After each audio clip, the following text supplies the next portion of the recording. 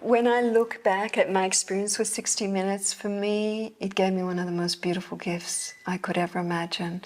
I find personally for me that when I go through a very tough experience in my life, there's always at the end of that the most incredible gift. And the gift that 60 Minutes gave me was great humility. You know, what was recorded, how they presented it to the world, was not my truth, was not how I interpreted it.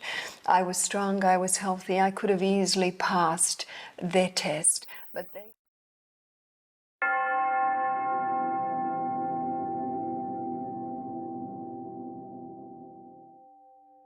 In an age characterized by scientific advancements and empirical evidence, it is indefinitely perplexing to witness the endurance of beliefs that defy logic and have been repeatedly debunked. Among these, and just this side of barely known to the average person, is the Breatharian movement.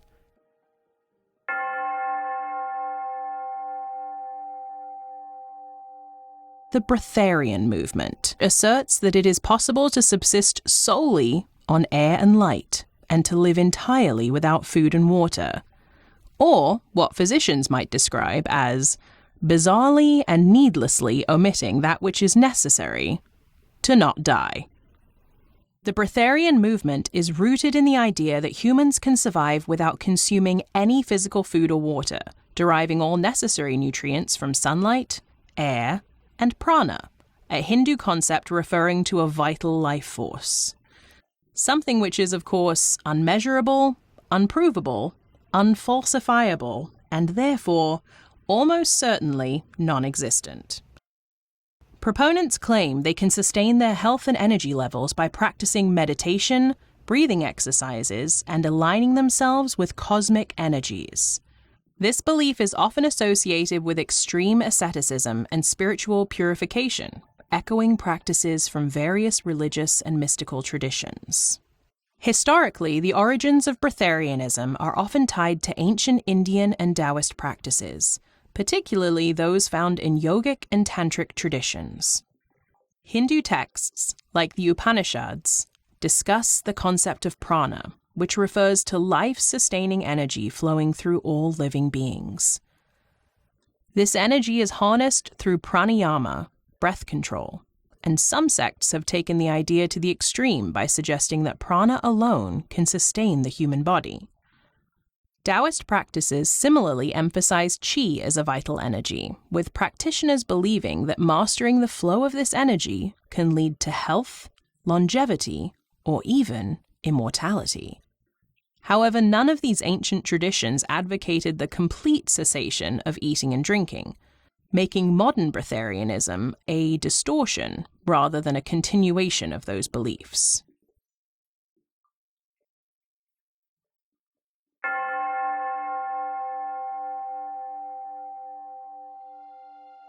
Despite its supposed ancient and esoteric origins, a few charismatic leaders and self-proclaimed gurus have propagated the modern iteration of Breatharianism. Figures such as Jasmuheen, born Ellen Grieve, and Wiley Brooks have gained notoriety for their claims of living without food, although both have been caught consuming food on several occasions. Brooks claimed that he had lived without food for 19 years, subsisting on only air and prana. He made several television appearances, including on popular shows such as Tom Snyder's Tomorrow Show in 1981, where he claimed his diet was spiritually enlightened and physically possible for all people. Here he is. Wiley, welcome to our show. Thank you. Let me ask you something. You haven't eaten for 17 years. You have not had a sandwich, a hamburger, hot dog, pretzel, a piece of roast beef, fish, vegetables, nothing for 17 years. Right. Well, let me explain what breatharianism is first, if I might. Breatharianism... But you haven't eaten for 17 years, right, as we know it. Okay. Right. I don't eat... Yes. Breatharianism is a philosophy that believes that the human body, when it's in perfect harmony with itself and nature, is a perfect breatharian. Now, all of the constituents that we need is taken from the air we breathe.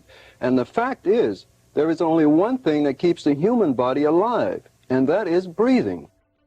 Brooks also famously stated that junk food, particularly Diet Coke and McDonald's cheeseburgers, were compatible with Breatharianism for him, an odd exception he chalked up to the toxicity of modern environments, which required some food intake. Despite these outlandish claims, Wiley Brooks was frequently caught eating solid food. One notable incident occurred in 1983 when he was spotted leaving a 7-Eleven with a hot dog, Twinkies, and a Slurpee. When confronted, he explained that food was necessary to ground him when he returned to the lower vibrational plane of human society. Despite these public embarrassments, Brooks maintained a small but loyal following and continued to promote his brand of Breatharianism until his death in 2022.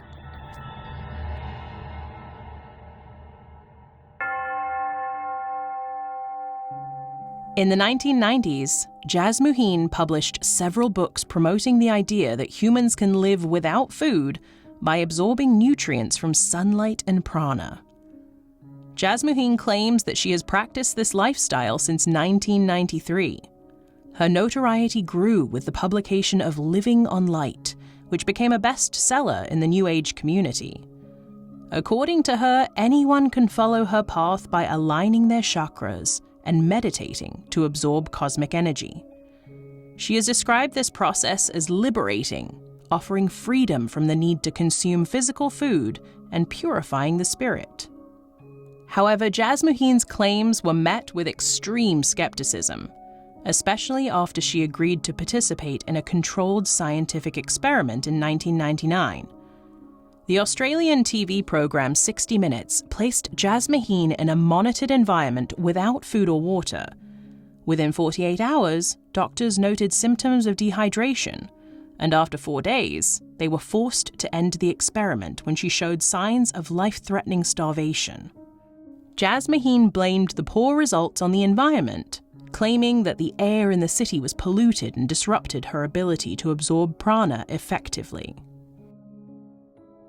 Despite these public failures, Jasmuheen continues to promote her lifestyle.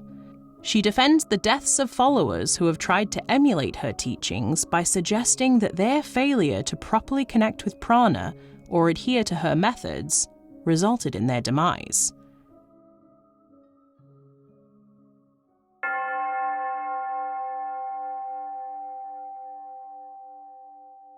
Predictably, numerous individuals who have attempted to follow Breatharian practices have suffered severe health consequences, including death.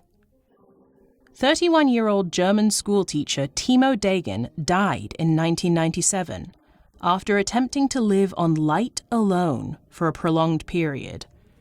He was admitted to the hospital in a comatose state and passed away shortly after. In 1998, Lanny Morris, a 53-year-old Australian woman, died after following the Breatharian regimen under the guidance of self-proclaimed guru Jim Lang. The cause of death was dehydration and kidney failure. In 1999, the body of 49-year-old Verity Lynn was found in Scotland. She had embarked on a spiritual journey inspired by Jasmuheen's teachings, attempting to live without food. An autopsy revealed that she died of hypothermia and dehydration compounded by severe malnutrition. Beyond these high-profile cases, several less publicized deaths have been linked to Breatharianism. In 2012, a Swiss woman known only as Anna Gut died after attempting to live on light alone, inspired by a documentary about Jasmuheen. Her body was discovered after she had reportedly gone for weeks without eating.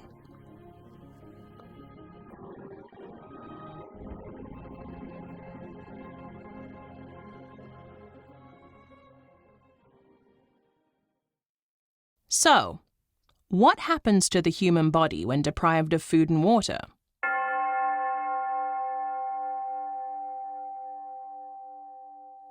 In the first 3 days without food or water, the body undergoes significant changes. Since about 60% of the body is water, this fluid is crucial for all functions, from cellular health to temperature regulation. Without water intake, the body draws on its stored fluids, but dehydration quickly sets in. By the end of day 3, severe dehydration occurs. A person typically feels dizzy, fatigued, and disoriented. The mouth, throat, and nose dry out, making swallowing and speaking difficult. Urine production slows, and what little is produced becomes dark and concentrated. At this point, headaches, low blood pressure, and heart palpitations are common. Cognitive function declines, leading to confusion and poor decision-making. During the first week, organ failure begins. The kidneys, which filter toxins, start to shut down due to lack of fluid, causing a dangerous waste buildup. Thickened blood strains the heart, leading to elevated heart rate and eventual failure. By the end of the week, electrolyte imbalances cause muscle cramps, seizures, and possible coma. Death from dehydration usually occurs within 7 to 10 days, depending on health, environment, and activity. If water is consumed, but not food, the body enters starvation mode. In the first 24 to 72 hours, glycogen stores in the liver and muscles are used for energy. After 3 days, the body turns to fat reserves through ketosis, but without nutrients, this process can't be sustained for long. Fat stores are depleted by the second week without food, and muscle tissue is broken down to provide energy. Muscle wasting weakens the body and immune system, impairing vital organs. The brain suffers from a lack of glucose, leading to cognitive decline, hallucinations, and delirium. The person becomes increasingly immobile as the heart muscle deteriorates. By the third week, severe malnutrition weakens immune function, leaving the body vulnerable to infections. Skin loses elasticity, hair falls out, and painful bloating occurs due to impaired digestion. Death from starvation usually happens within 45 to 70 days, depending on body fat, health, and water intake. However, most breatharian followers don't survive this long due to the combined effects of dehydration and malnutrition. This process is painful and illustrates the dangers of defying basic human biology. The belief that one can live on air and light, as breatharianism claims, leads only to inevitable suffering and death.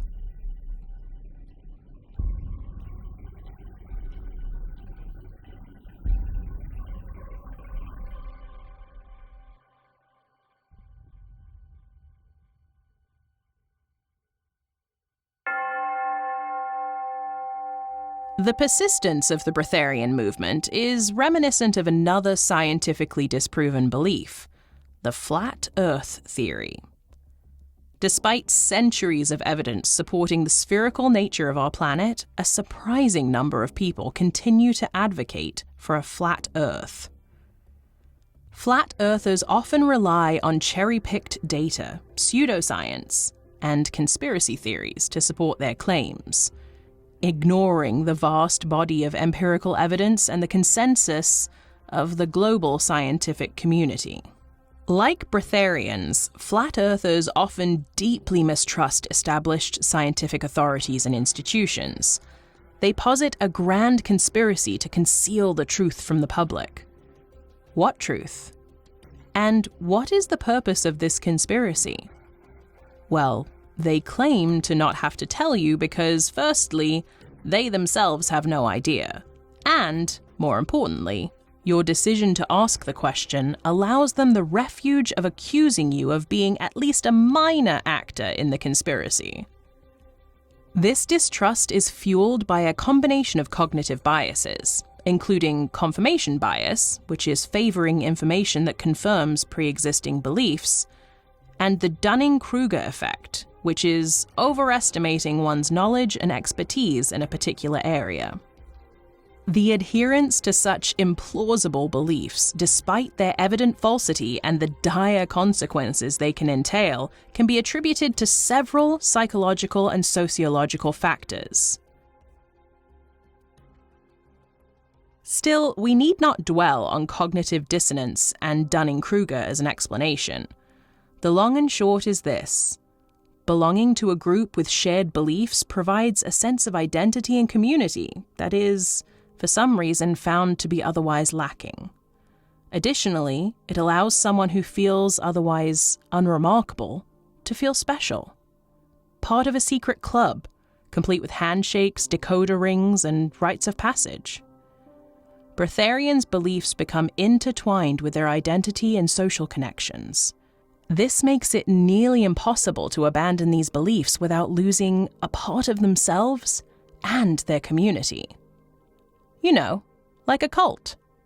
Despite clear evidence of its dangers, the Breatharian movement's persistence mirrors the uncompromising adherence to other disproven views. It highlights a general tendency to cling to comforting or identity-affirming beliefs, regardless of their veracity. This tendency is not easily swayed, sometimes downright impossible, by logic or evidence, as it is rooted in deeper psychological needs and social dynamics. A delusion, especially one inexorably linked to someone's identity, cannot be reasoned with. Engaging with adherents of such beliefs poses a considerable challenge. Rational discourse often falls short, because these beliefs are based on more than just rational considerations. Again, they are intertwined with identity, community, and deeply held values. Attempts to debunk these beliefs can be perceived as personal attacks, further entrenching individuals' views. The persistence of dangerous beliefs like Breatharianism raises ethical questions about freedom of belief, or more accurately, faith, versus protecting public health. While individuals have the right to their beliefs, promoting practices that can lead to harm or death poses a moral dilemma. There is a fine line between respecting personal freedom and preventing the spread of harmful misinformation. To what extent does someone have the right to encourage others to practice suicide in slow motion, and to profit from it?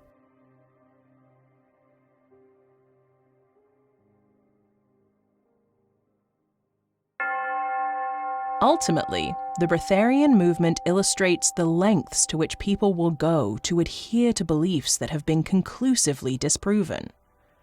It is a testament to the power of belief, the compulsive need for community and identity, and the influence of charismatic leaders.